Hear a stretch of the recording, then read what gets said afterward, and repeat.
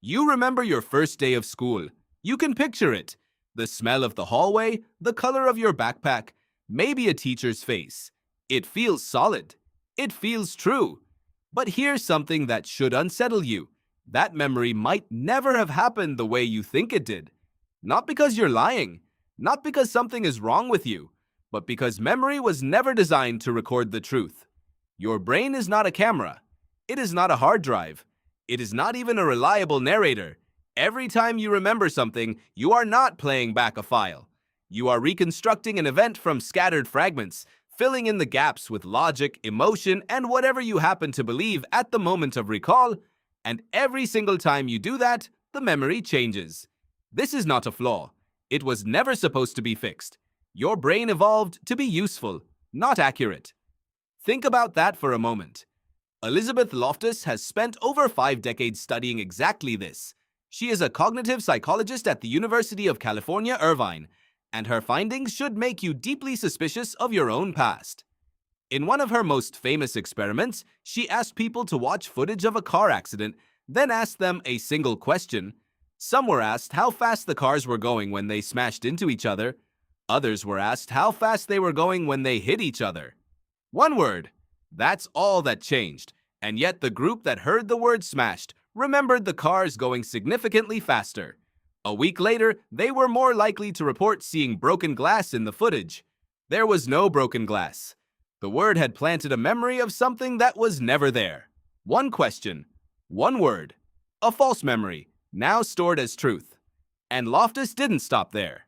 In a later series of studies, she and her colleagues were able to implant entirely fabricated childhood memories into adult subjects.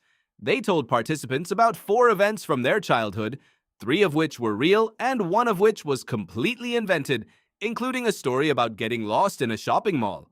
About a quarter of the participants not only believed the false memory, they began to elaborate on it. They added details. They described their feelings. They thanked the researchers for helping them remember something they had forgotten.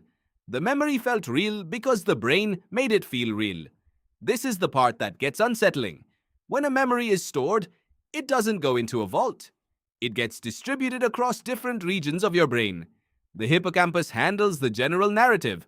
The amygdala stores the emotional charge. The visual cortex holds fragments of what you saw. The prefrontal cortex helps you attach meaning and time.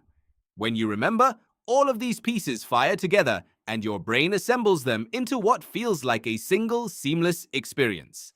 But the pieces don't always fit perfectly. Some are missing. Some have been quietly replaced. Neuroscientist Karim Nader at McGill University discovered something that changed how scientists think about memory entirely. He found that every time you recall a memory, the proteins that hold it in place are temporarily destabilized. The memory literally becomes fragile. It has to be rebuilt. And during that window, it can be altered. New information can be woven in. Emotions from the present can be retroactively attached to events from the past. The original experience and the current act of remembering become almost indistinguishable to your brain. This process is called reconsolidation, and it means that the very act of remembering changes what you remember. Every time you revisit a memory, you are editing it, and then saving the edited version over the original, and then forgetting you made any changes at all. So what does that mean for your past? Think about a story you have told many times. A funny story maybe, or an embarrassing one. You've told it at dinner tables, in texts, in conversations that went late into the night. Each time you told it, the audience reacted. You emphasized certain parts, you cut others. You watched people laugh or wince, and you learned which details landed. And each time you told it, that version became slightly more real than the one before. The version your brain holds now is not the original event. It is the most rehearsed telling of the event. The performance has become the memory. And then there's the childhood problem. Most adults have no reliable memories from before the age of 3.